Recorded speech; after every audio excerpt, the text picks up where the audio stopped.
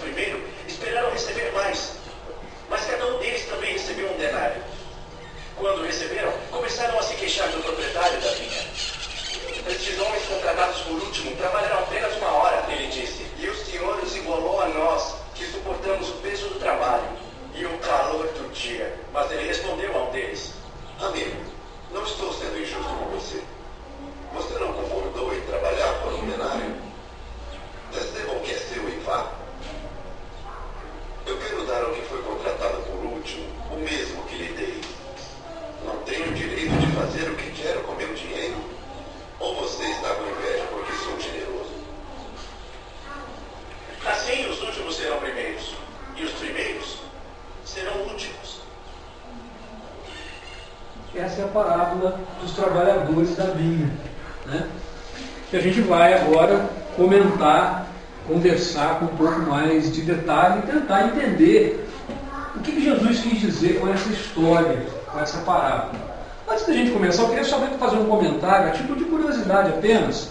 A gente sabe que o Evangelho segundo o Espiritismo, ele foi um trabalho feito por Kardec no sentido de extrair dos evangelhos na Bíblia, no Novo Testamento, algumas passagens de Jesus e agrupar por assunto, né? Então, quando tem várias passagens nos 4 evangelhos que Jesus fala, por exemplo, sobre o perdão, né? E no Evangelho, na Bíblia, essas passagens elas estão descritas, estão organizadas numa ordem cronológica, né? Então, cada um dos evangelistas vai contando a história de Jesus em ordem cronológica, daquilo que ele ouviu dizer, porque não foram todos que conviveram com Jesus, apenas 2 conviveram com Jesus, né? Que foi quem? Vamos ver quem lembra. Mateus e João. Os 2 evangelistas foram apóstolos de Jesus, conviveram com Jesus. Os outros 2, eles ouviram falar, eles ouviram histórias do que aconteceu, mas não conviveram com Jesus.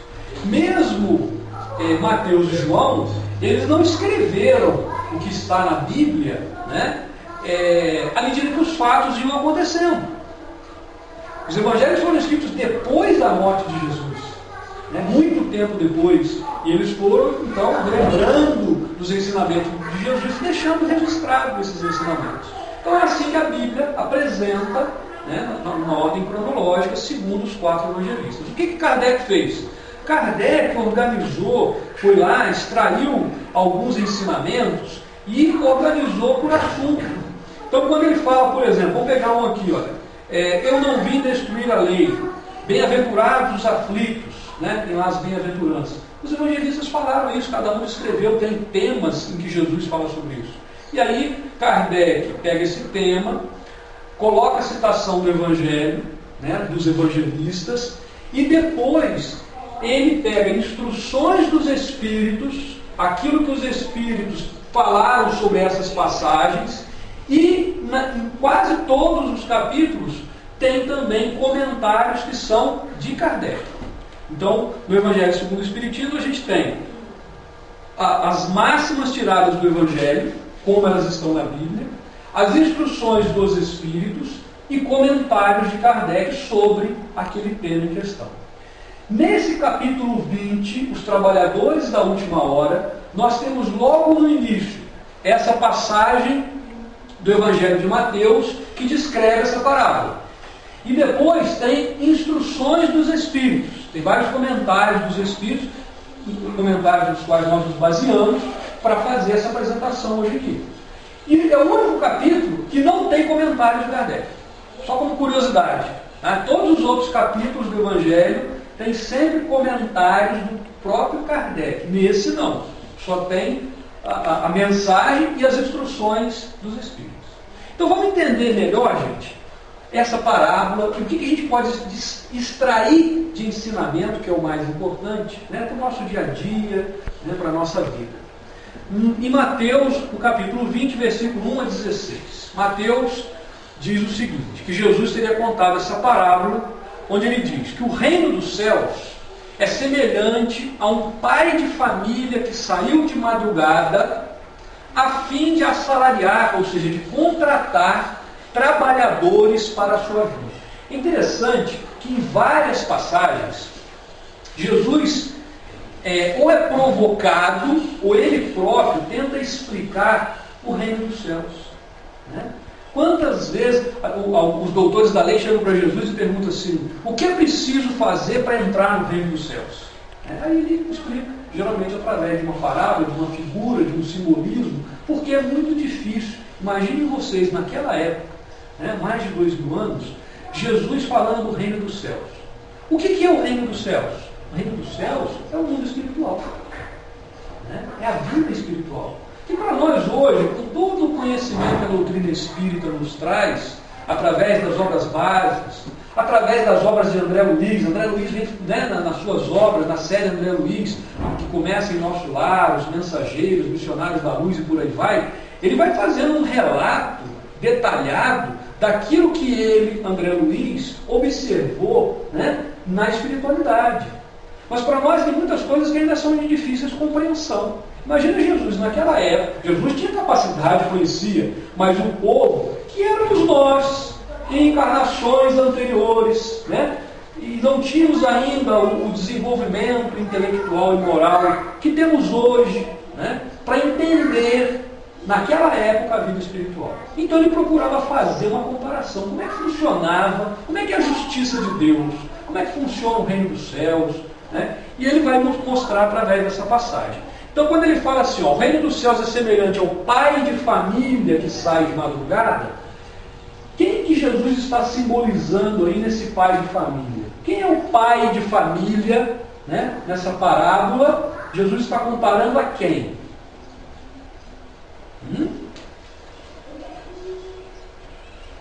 Quem que é o pai de família? Podem chutar, não tem problema não. Deus. Jesus está fazendo a comparação na historinha dele, a parábola, em que o pai de família é Deus, que sai para contratar trabalhadores para trabalhar na sua vinha. A vinha é uma produção de uva, né? Então vão lá colher, fazer a colheita, fazer a plantação. O que representa a vinha? O pai de família é Deus, a vinha é o local de trabalho. O que será que representa a vinha? Será que é a humanidade ou onde a humanidade está? É o nosso local de trabalho, né? É o nosso planeta. Então Deus, o pai de família, ele vai contratar os trabalhadores, aí sim a humanidade, somos nós, espíritos que estamos aqui encarnados, nesse local de trabalho. É importante que a gente lembre disso.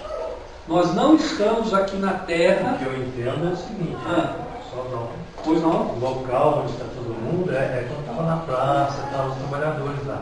Na vinha é chamado para o serviço de Deus. Para o trabalho. Exatamente. Então esse local é de trabalho, é exatamente o que eu ia dizer. Muitos acham que nós estamos aqui na Terra a passeio, para curtir as coisas materiais, que representa exatamente o que o nosso irmão falou ali, são aqueles que estão na praça, só para o lazer, né? Gente, não tem problema nenhum a gente ter os nossos momentos de lazer, não.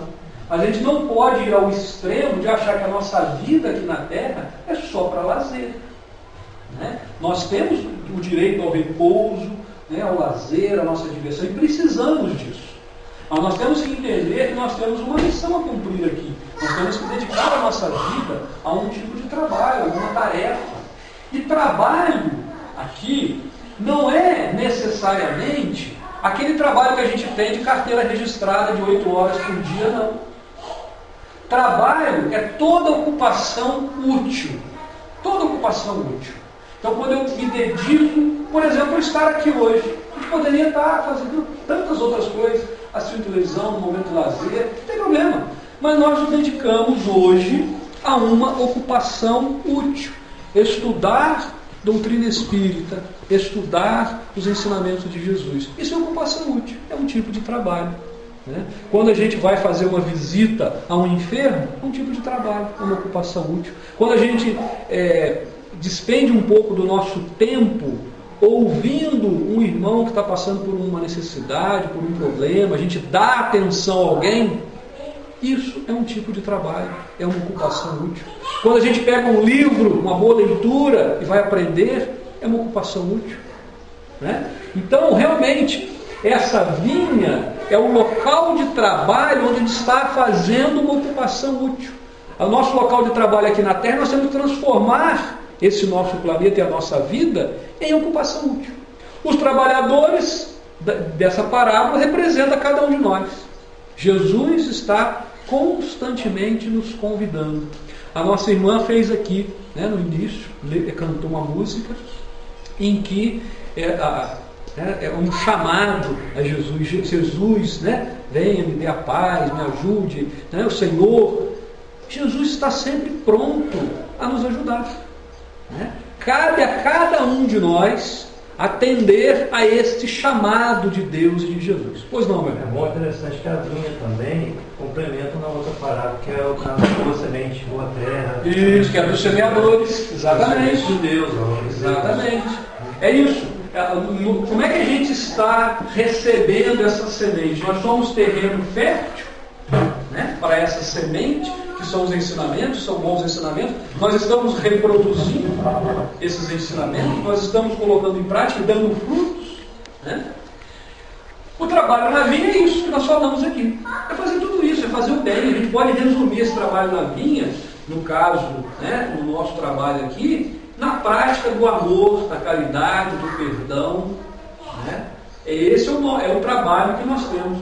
O que representa as horas? E ali ele fala assim, tem aqueles que foram chamados na primeira hora, logo cedinho, depois outros um pouco mais tarde, às 3 horas, às 6 horas, às 9 horas. Tem um que foi chamado às 5 horas da tarde, né? O que será que representa essas horas? Isso eu tenho um pouquinho de dificuldade para entender. É difícil, realmente é difícil, hein?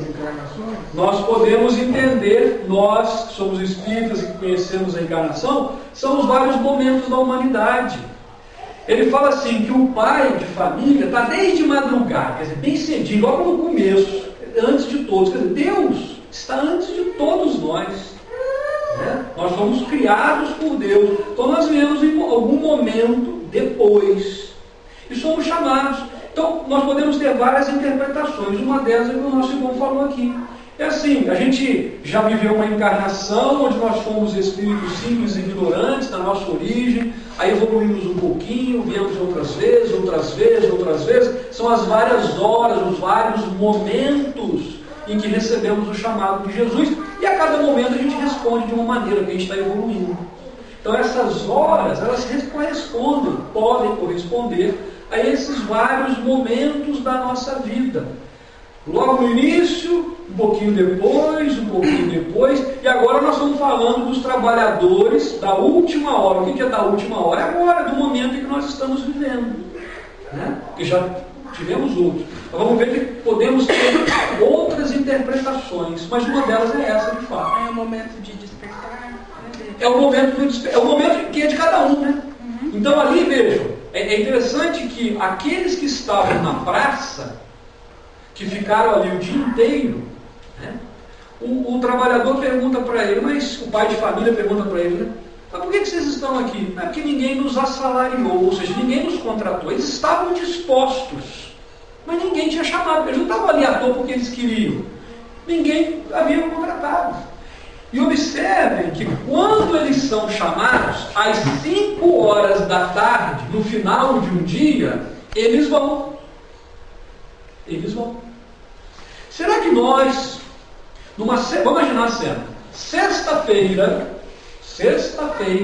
5 horas da tarde, alguém nos chama para fazer algum tipo de trabalho. A gente já está preparado para emendar aquele final de semana, do nosso descanso merecido, do nosso repouso.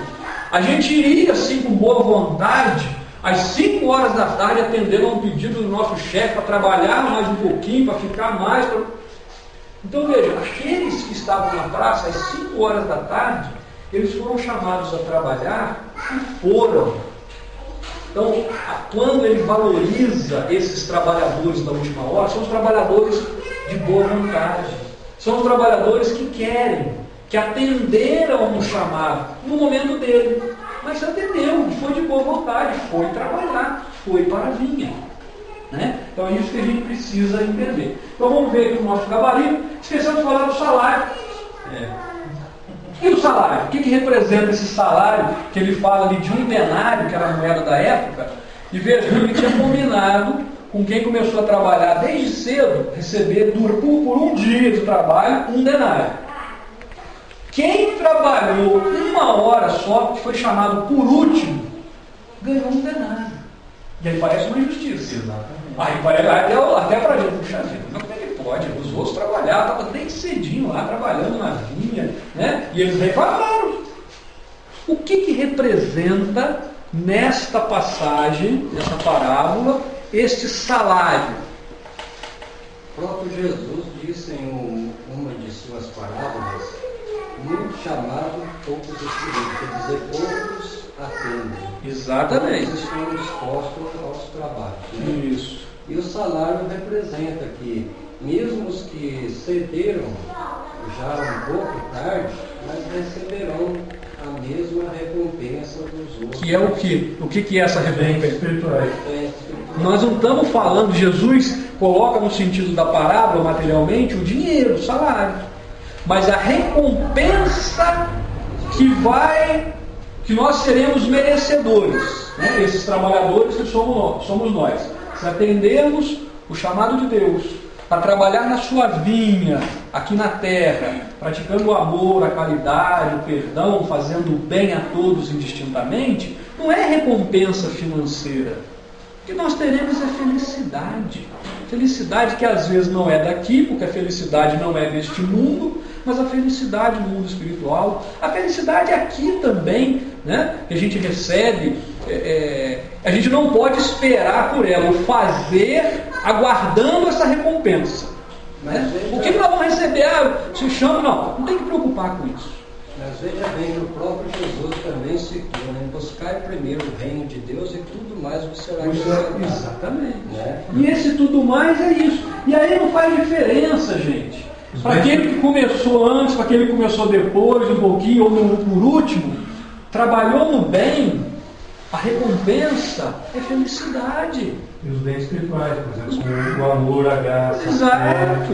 Né? Isso aí. E veja, vamos desenvolver aqui e vamos ver se aquele que trabalha no bem vai ter a mesma postura daqueles trabalhadores que reclamaram. Vamos continuar aqui para a gente analisar isso juntos. Então tá lá, o pai de família é Deus, a vinha é a